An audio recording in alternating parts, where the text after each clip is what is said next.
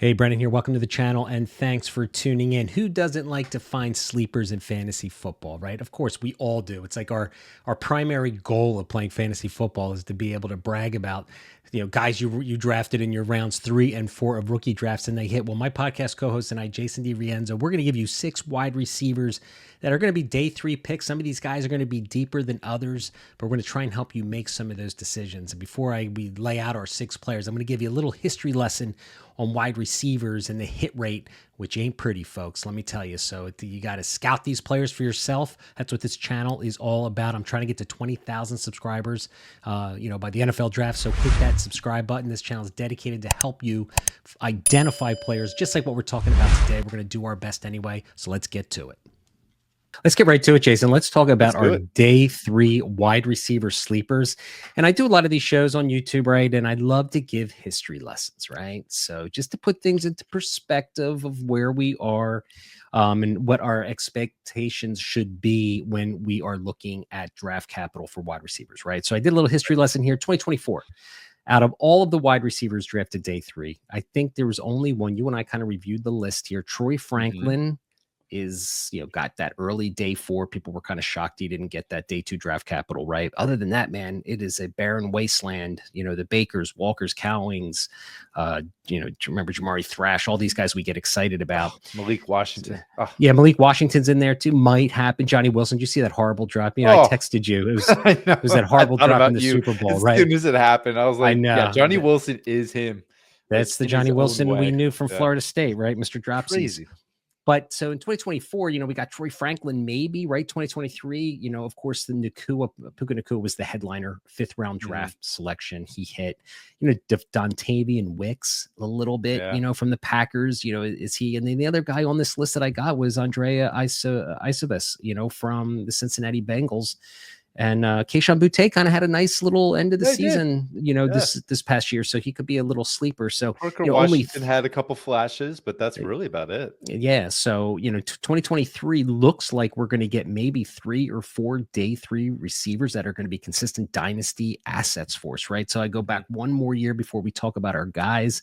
2022.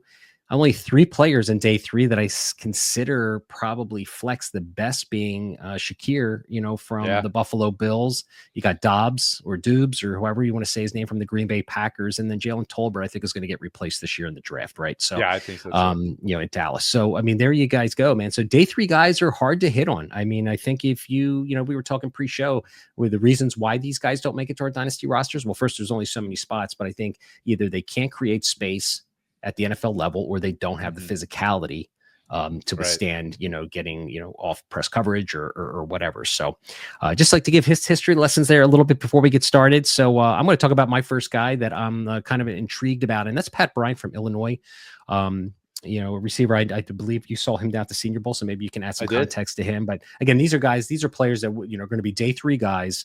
As we can continue to scout players, these are the 3 that I'm kind of most interested in maybe taking a shot with in our rookie drafts. All right. So he had the 5th best PFF grade in the class. All right. At 86.1. He was in top 10 in the PFF grades for the majority of the other, categories. I have a film that I put out on this YouTube channel of Pat Bryant. I broke down one of his games. Good boundary receiver. He plays in this out wide primarily, 78%. So he's going to be that boundary, probably more a Z receiver than an X, just because he's a long kind of player.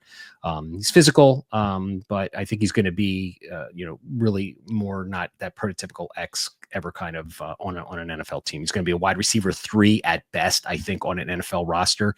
But I like this boundary game. I like the way he went up and got the ball. His hands, he extended for the ball. Good, strong hands. I like the way he stacked defenders on the film that I made. So go check out that. But he's got to get more physical, right? That's kind of the calling card. He lacks that physicality, and he's an average space creator. And that's what we're going to find when we go to day 3 wide receivers, guys. There's going to be flaws in all of these players. As much as we love to think like, oh, this guy's a sleeper, he's going to be a, slam dunk. It's hard. So, he doesn't have the deep speed. He's not going to win with deep speed. He's going to have to win in the NFL with space creation and getting physical and being able to create space. But I like Pat Bryant. I think, again, just like his frame, he's got that, that size that the NFL seems to be looking for right now, 6'1", just under 200 pounds. So who's your first sleeper of day 3? Yeah, this is a guy that I kind of fell in love with this season, and he performed really well 3 years before going to Florida. He was at Arizona State for 3 years, transferred over to Florida this season. That's Elijah Badger. And the number one thing I just see from him this past season was the explosiveness. Right off the line, you see the acceleration. He's got that deep threat ability with the speed to take the top off, the defense and stack defenders. So I like the explosiveness, the deep speed. He's got good awareness to understand where the ball is coming, and has really good hands as well. As he didn't have a lot of drops at all in his collegiate career. So I think Elijah Badger could be a guy that maybe can sneak into the late part of day 2. I do have a late 3rd round grade on him, but most likely he's going to go anywhere between 4 and 6. The play strength is something that's definitely going to limit him, but he has tremendous upside. And if a team can understand how to utilize him and get him into space, and maybe even just make him a deep threat, because he's excellent at that, maybe we see a little bit more from him. But definitely a name to monitor, because he performed really well on a Florida team that was trying to find identity until DJ Lagway came along. Yeah, and our good friend Corey Piera, he's been a fan favorite of Elijah Badger, and he didn't get an invite to the Senior Bowl or the Shrine Bowl, did he? Not that I'm aware of, no. But man, he had a great year in Florida. I'm just surprised. Great year in Florida. I mean, he had some big time catches on the boundary, especially down there. So I love that call. I love that call. So this is my second guy who, again, I put a film out on him on the YouTube channel. Go check it out. Savion Williams, TCU wide receiver. This guy's getting some decent draft buzz. All right. He is a physical freak. He made that guy's Feldman's freak list at the beginning of the year. He's 6'5", 225 pounds. So go watch the film, and I'll tell you what his pluses are and his minuses. All right. First off, he's a versatility. He played wide receiver, barely early in his career, but they put him in the backfield a ton this year. He was actually running like he was a running back. He played wildcat. He played tight end, kind of off the line of scrimmage. So he's a versatile piece with this big frame at 6'5", 225 pounds. He's a raw route runner. He is not a nuanced route runner. So that is somewhere where he's going to have to, really try and develop his game, but he is a really good in breaking route, coming out of the slot wide receiver. So I think his usage in the NFL would be a team that's looking for just a big physical presence. Try to get him with the ball in his hands early, because he does have that physicality to, really do some damage in the second level. My biggest concern with him is just his lack of natural hands. He double catches a lot of balls. He had 8 drops in 2024. So he is a raw player. But again, given, all the flavors that we've got on day 3, right? We've got the small twitchy guys. We've got the boundary guys that maybe have some, boundary tendencies, but maybe lacking physicality to really win those 50-50 balls. I mean, this guy is a physical beast. He's a project at the next level, but he might just find himself on a team that tries to use him in an offensive way, in a unique way, as some sort of offensive weapon in the NFL. So I'll be really interested to see what his landing spot is. Because I think it's going to make or break all these players we're talking about tonight. Yeah, I could see that for sure. Especially, he reminds me like a Bryce Ford Wheaton. That athletic upside is there with the size. If you just put it all together. Remember Bryce Ford Wheaton out of West Virginia? Okay. Yeah, really athletic guy. Had the size, speed, but it just could never put it all together. And that's the thing. I think we're just waiting on Savion Williams to see if he could do that. That'd be tremendous. But I'm going to go with a guy, and I can't believe he's a 5th-year player, because I remember him coming out as I think he was a 5-star recruit. That's going to be Theo Wease. Oklahoma, right? Yeah. 3 years at Oklahoma, 2 years at Missouri. And man, this past season, you just saw that when there were times where Luther Burden wasn't performing at the highest level, Theo Wease was dominating in some of those games, and he looked tremendous. You see the ball skills, you see the tenacity at the catch point. Some of the route running is a bit raw, but I do like the manipulation within his breaks. He's got great hands. He's only had 8 drops in his 5 years in college. And every single year, he has improved his stat line. From the first year, it was 115 yards, then 467 yards. I lied to you. Went down to 378. But at Missouri in these past 2 years, 639, 809. So didn't hit that century mark. Maybe if he stayed an extra year, he would have. But I just came away deeply impressed with this kid this past season. And I think there's some untapped potential there where if he gets on a team that understands how to utilize and maximize his length, catch radius, physicality at the catch point, and even some of the explosiveness I saw off the line, we could see a player that really elevates himself. So this could be a gem in the back rounds of your rookie drafts and in day 3 in the NFL draft. Yeah, he was a solid prospect. He battled injuries, I think, early on in his career at Oklahoma, and so kind of had to shift gears. But I like that call. Last guy I want to talk about is Tai Felton, Maryland. I just started watching in depth his all 22 film. I'll be sending that over to you, Jason, as well. So just starting to cut that up. But what do I see with this guy? 6'1", 186 pounds. He seems to be a space creator. So here's a guy that, again, has that frame that I like. That seems to be, he's a little light at 6'1", 186, but that height and he's not too big, he's not too small, but man, I think he's a twitchy, quick pass catcher who can create natural separation. I think he's a great zone beater.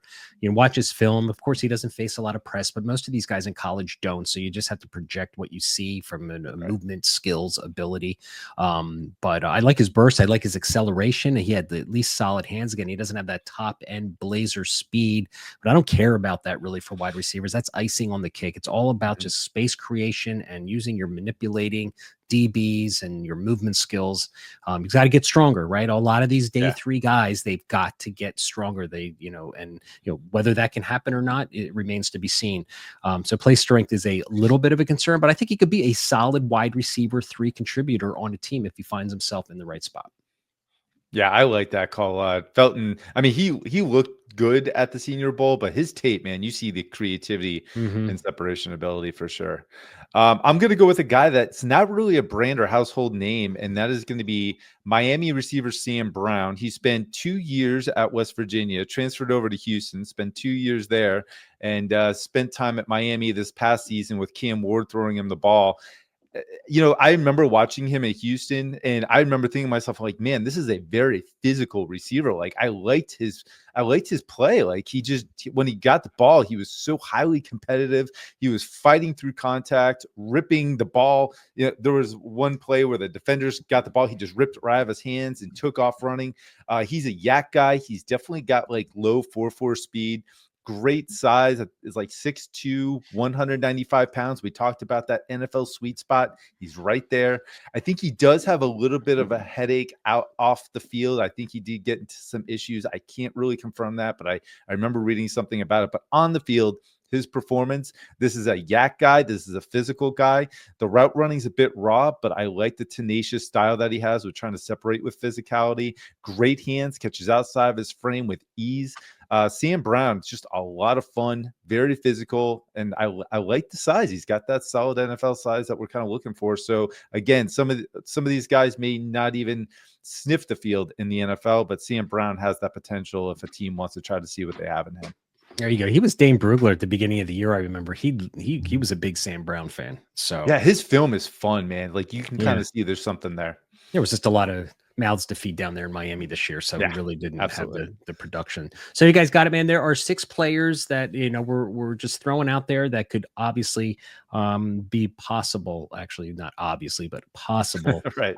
Dynasty contributors for us. Of course, that landing spot is going to be all world, providing an opportunity for these guys. So, all right, good show.